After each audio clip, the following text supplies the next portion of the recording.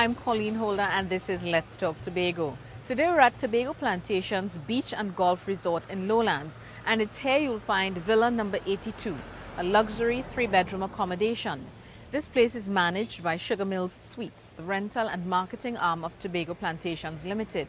We'll take you inside this villa and show you what makes it so special right after we tell you what's happening in our stories this week. Putting Tobago first, the political parties based on this island come together to speak with one voice on the issue of Tobago's autonomy. This island reaches out to St. Vincent and St. Lucia in their time of need. And beefing up Tobago's security, we'll tell you what came out of a high-level national security meeting.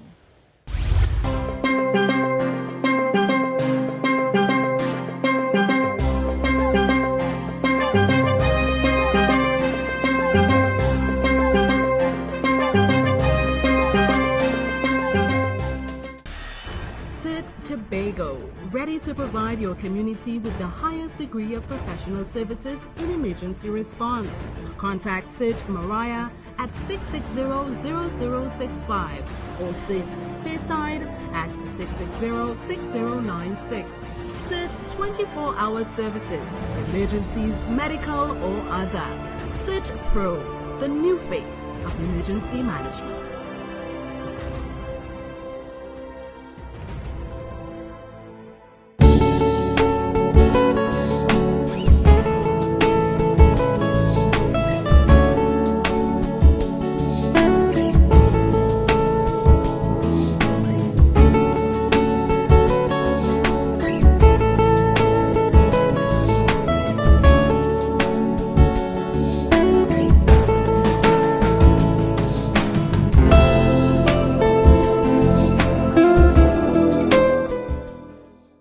This is Let's Talk Tobago. We're at Tobago Plantations at Villa number 82. And one of the first things you'll notice when you enter is the spacious dining and living room area with doors which open onto the poolside patio. This villa also has a cozy TV room and fully equipped kitchen. Everything you need to make your stay an enjoyable one. Now, speaking of enjoyable, it's hardly the adjective most political parties would use when talking about discussions with their opponents. But as Omar Mills tells us, there's an issue that's enough to cause the political parties here in Tobago to put aside their differences and speak with each other. We're talking about the island's continued push to achieve internal self-governance. Let's find out how their first meeting ended. The political leaders and the party representatives who are coming to the table to discuss the island's future as it relates to Tobagonians having a greater voice in their own affairs. With respect to full autonomy for Tobago, the interests and demands of the people must take priority over partisan politics and other considerations. The leaders agreed that they had a responsibility to devise strategies and mechanisms to translate the legitimate demands of the people into meaningful reality. Tobago's autonomy and the legislative bills relating to this issue have been on the agenda for a long time. But now there's a slightly different approach. These opposing parties are putting their political differences aside to speak with one voice with the hope that they will see some change. There was unanimous support for another meeting within 1 month. At that meeting, the leaders are expected to arrive at consensus on the non-negotiable demands, the strategies to translate those demands into meaningful reality, and the measures to be implemented for the meaningful participation of the churches, youth groups, business sector, civil society, community, and other groups. The leader of the Tobago Organization of the People, Ashworth Jack, says that the island's internal self-governance will benefit those at the local and national level, and he's committed to making that happen.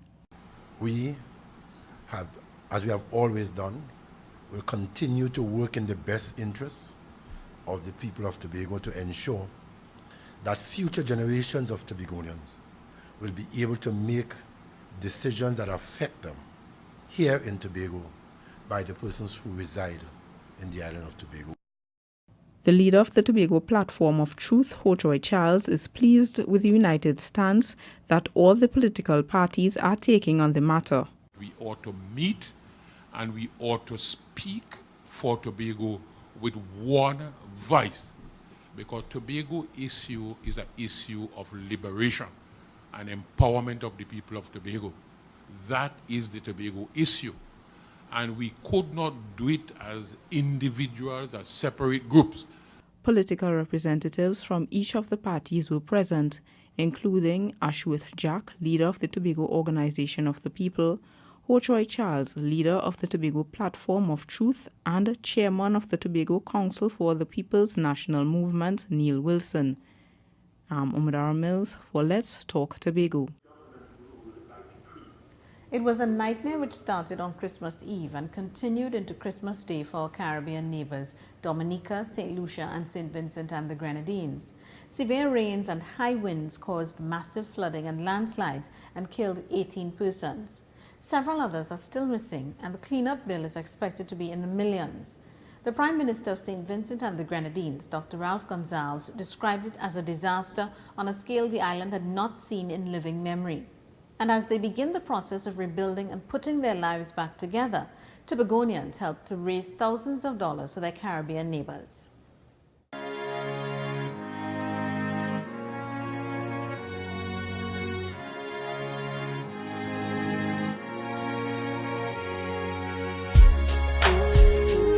Today's activity is a demonstration of goodwill of the Tobago public towards the relief effort to the people of St. Vincent and the Grenadines. It wasn't a Christmas gift wrapped in pretty paper, nor was it the kind of surprise many persons would like to receive during the holiday season.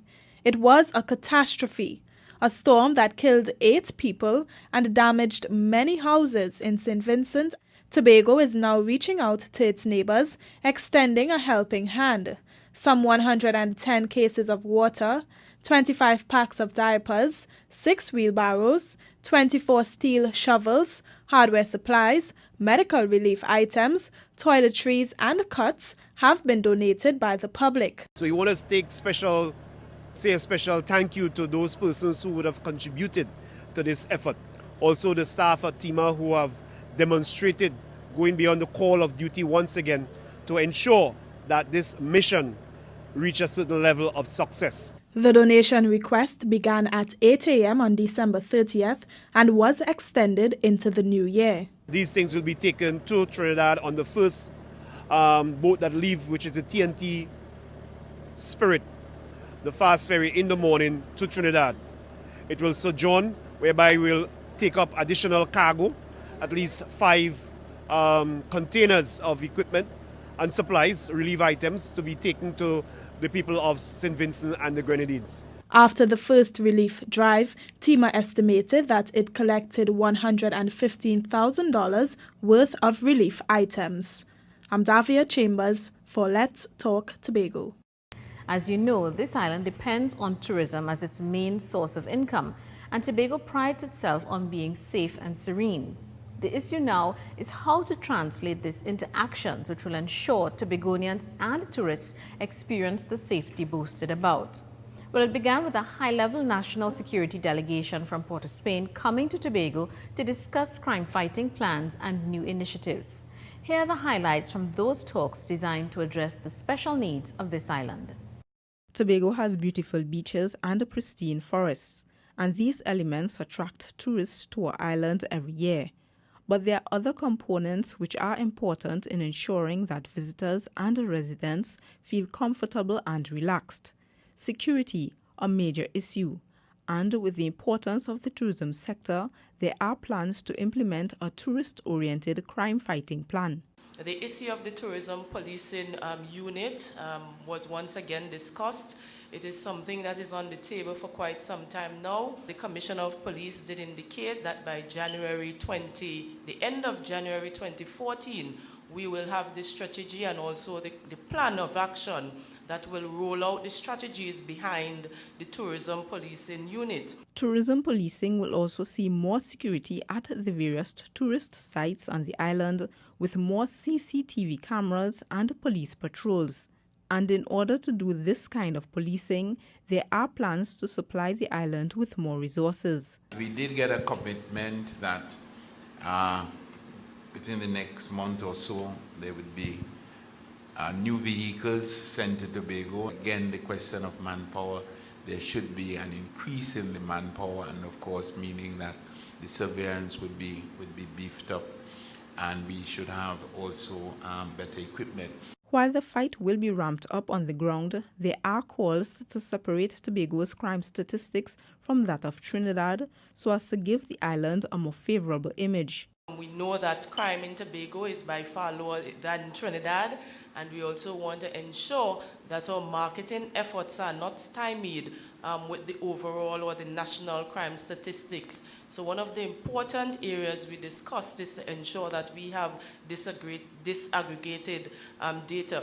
This security meeting was with the members of the THA, along with the Minister of National Security, Gary Griffith, and several other security officials from Trinidad. Another meeting is expected in the next 3 months. I'm Umadar Mills for Let's Talk Tobago. We're taking a break, but stay with us to find out what's being done to give this island's youth the best chance in life. Erica Sebro. My husband and I operate Uncle's Tire Shop. It's a very expensive machine, and I would see into them. I was called in. Now, this piece of machine is a machine that it takes off truck tires. It used to be manual work before. Listen, go there to the video and you will get finance. It's either they will, buy your equipment or give you the money to say, well, start your business, which is very good. Redefining business, protecting Tobago's heritage.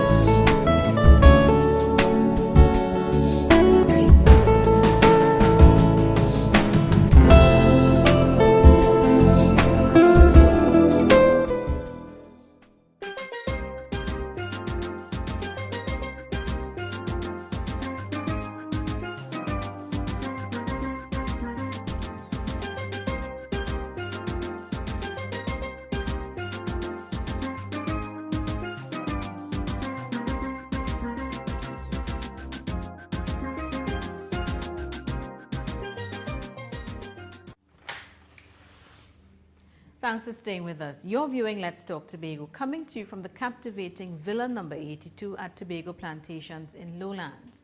This villa has 3 bedrooms inclusive of bathtubs and walk-in closets. Additionally, each room has doors which open to the patio leading to the swimming pool. A nice touch of luxury, something 2 young people aged 19 and 21 years old gave up to instead focus on Tobagonian children. These children are not their own flesh and blood, but they saw the need to provide them with a space where they can be protected and feel loved. It's what started Philip's Home for the Abandoned in 1955. Today it still exists, but it's now known as Silphil's Home in Love, and years of selflessness has paid off. Davia Chambers explains. Children and young people deserve to know they're cherished. This is usually taught in the home, and for those who are without families, the place they call home, orphanages. It's why these places of love play an important role. Orphanages create an environment where kids are able to be cared for, where they can get the love and compassion they need in a family environment. The kids of Silphil's Home in Love have been receiving that love while living in the personal home of their benefactor. But now that has changed. What Suzanne Phillips Jack and those before her did not have was a place specifically for these children. Presently, 20 children in the home. Well, actually, they were living out of our private home. That home, not believe, I know they have outgrown it because it wasn't designed for this sort of thing where you have all these children because, She says she's beyond grateful that their new home here in Pascal Street, Lambo, is completed as there are more rooms and space. Because on morning, we start the morning 4:45 and by 7:30 the kids supposed to be ready so the vehicle could take them off to school, and most times, you have to be hassling them because of the way how we have to wait on everything. But one thing will continue, even though the home is located somewhere else. And everybody, they got that spiritual upbringing, which is so important today.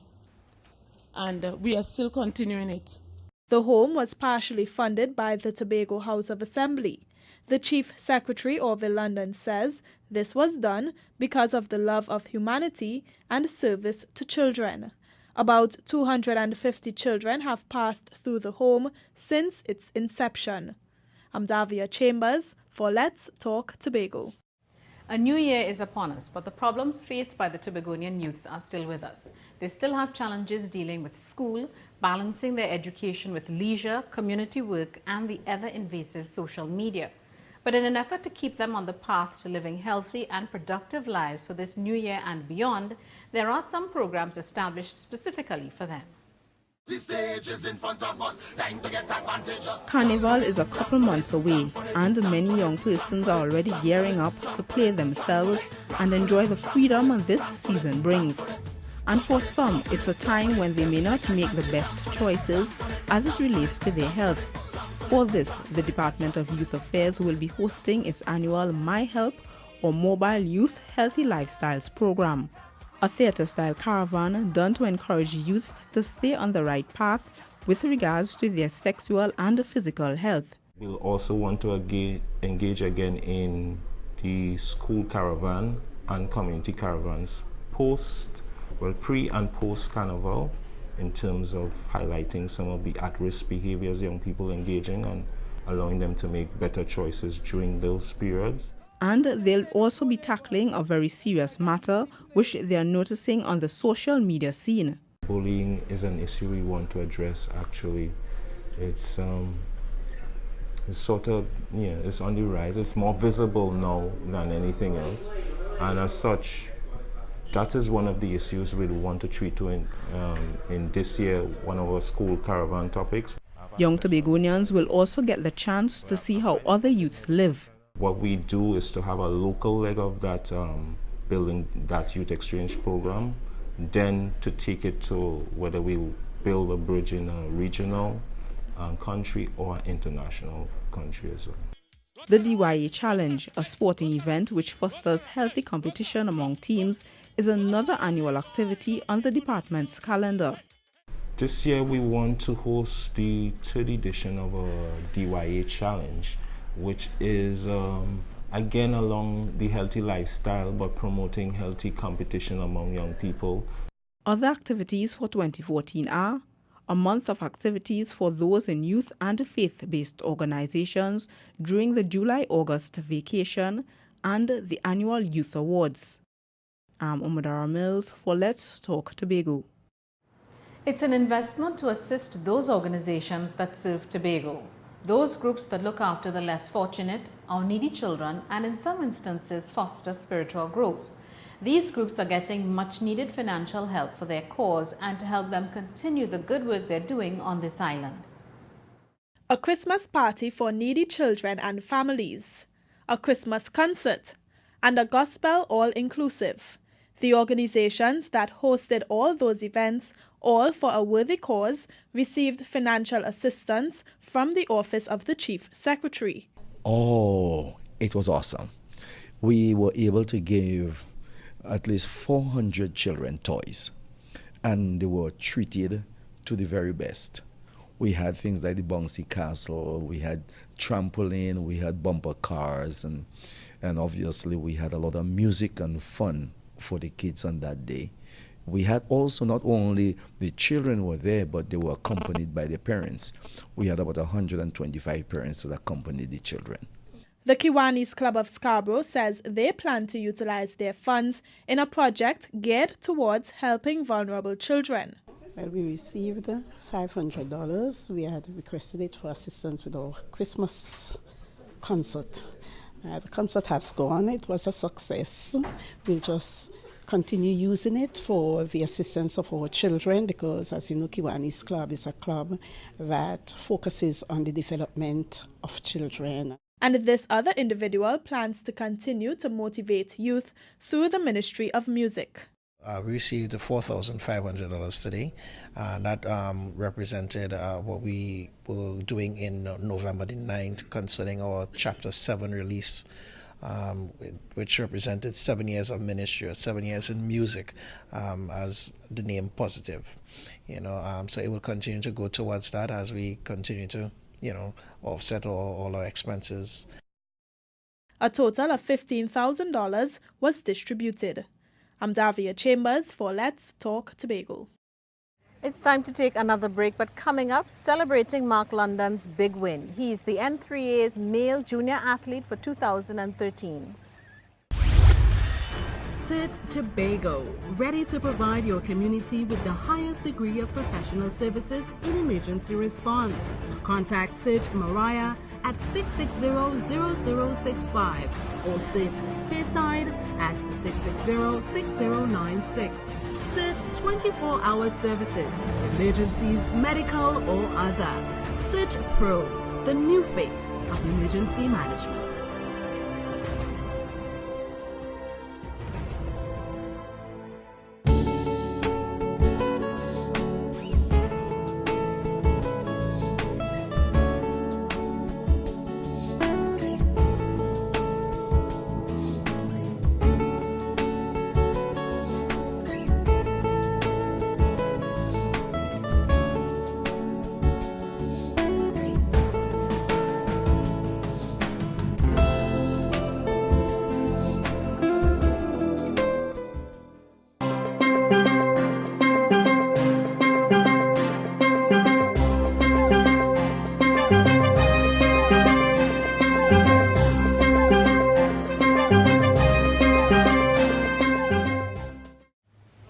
You're viewing Let's Talk Tobago. Welcome back to Villa number 82 at Tobago Plantations.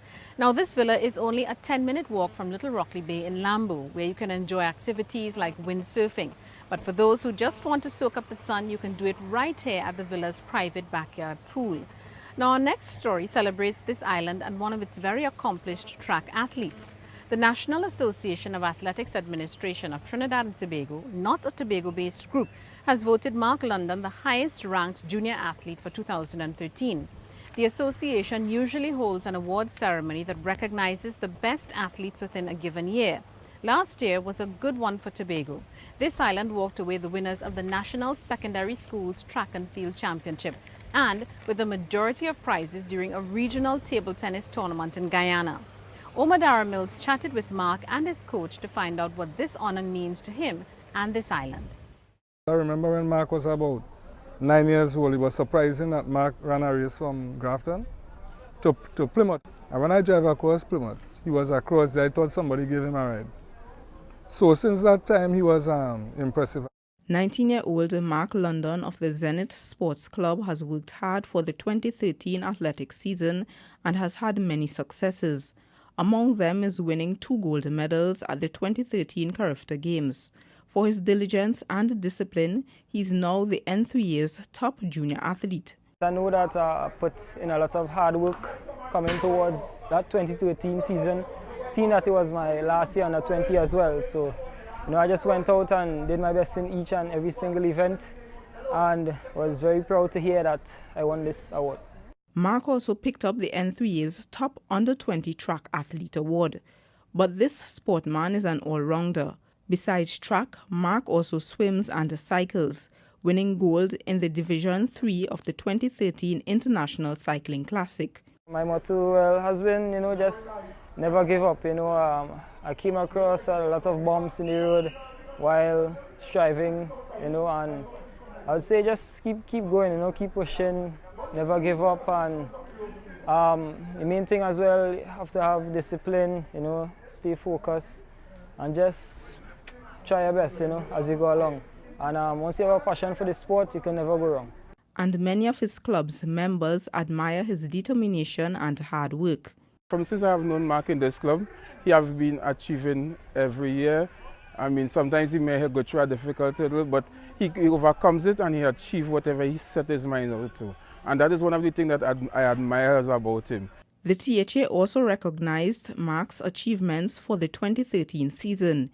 He was the recipient of the Sport and Wellness Award at the 2013 Youth Awards and the Chief Secretary's Sport Award. With plans to further his career in track, Mark will be going off on an athletic scholarship to the Coppin State University in Baltimore to pursue studies in sports management. I'm Umadara Mills for Let's Talk Tobago. Cricket was brought to the West Indies and the Caribbean sure has mastered this sport. Or perhaps they're not doing so well right now, but no one can forget the glory days. Trinidad has produced many great players, but for some reason cricket on this island has lagged behind. It hasn't grabbed Tobago like some of the other sports. But should all go as planned, that will change. At least that's what one tournament organizer is hoping to achieve, to make Tobago into a cricket mecca of sorts and of course boost this island's sport tourism thrust. It was a different type of cricket brought to the island. A Super Sixes cricket tournament where 6 instead of 11 players formed a side and battled with their competitors. The Louis D'Or recreational field came alive with 6 teams participating in the first annual Tobago Super Sixes tournament. Well, the idea came about by me being in Trinidad playing with the team Central Sports.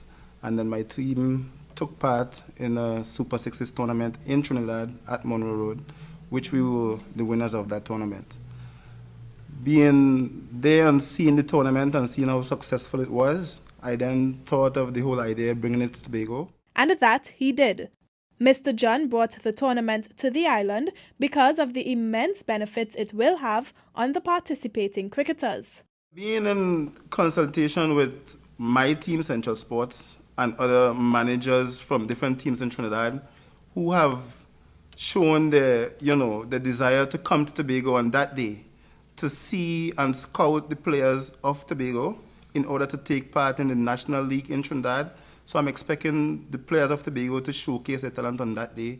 But while the players have a lot to gain, so does the island, as it'll also have an impact on the island's niche market of sport tourism. We have players coming from Barbados and Guyana. These players are coming with their following. We have players from Trinidad as well, so even local tourists as well. So I'm expecting, in terms of tourism, where we will have, people from all these areas coming in, and this is not, we're not looking at a one-term thing here. We're looking at an ongoing thing where we could even open up the market bigger next year. The event is sponsored by the Department of Youth Affairs and Sport. Mr. John says he sees this tournament being internationally known within the next 5 years. I'm Davia Chambers for Let's Talk Tobago. And it's time to have your say, the segment of our program where we hear from you, our viewers. Earlier we told you what's being done to boost visitors' confidence in this island's security. Those decisions came out of a much sought-after meeting the Chief Secretary had been lobbying for with the National Security Minister.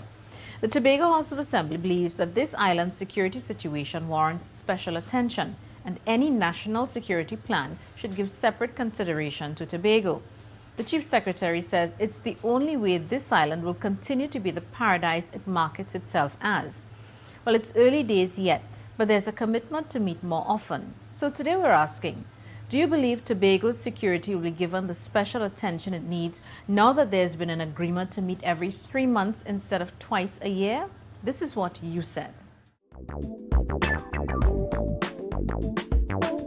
I think it will be, a slight improvement as compared to what existed before, and it's a move in the right direction. However, I think that they should meet more regularly than 4 times, instead of how they're going right now, up or down, fewer or more, or less, fewer or less, fewer or more. Yeah, but they could even,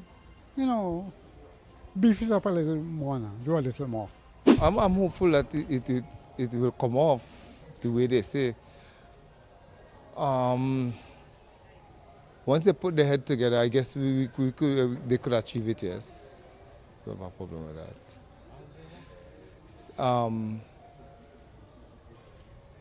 Providing that the government stands up to their word, which they'll be kind of flip-flop sometimes. So I guess once Mr. London and them put their head together, Tobago should benefit from the talks.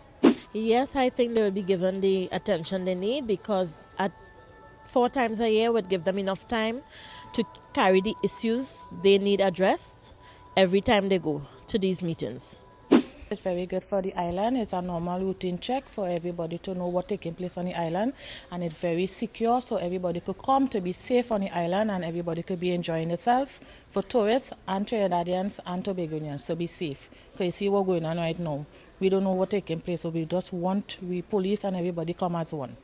Security in general, I believe, regardless of the amount of arms or officers they may have, I think it's depends on the attitude of the people. When the people change their attitude and love enters us, then the security will start to change, or the crime, right? Because if you refer to Ecclesiastic 7:14, where the Lord says, if his people will turn, pray, and turn from the wicked ways, then he will hear, and the land will be healed. So until the people of this country and throughout the world turn from the wicked ways, there will be no change.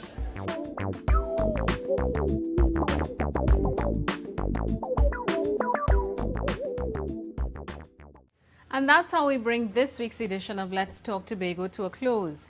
Do remember you can send us your comments to information@tha.gov.tt or visit us at www.tha.gov.tt. Like us on Facebook and subscribe to our YouTube channel. I'm Colleen Holder, and on behalf of all of us at the Department of Information, have a safe and enjoyable week. And as we go, here's a final look at Villa number 82 at Tobago Plantations.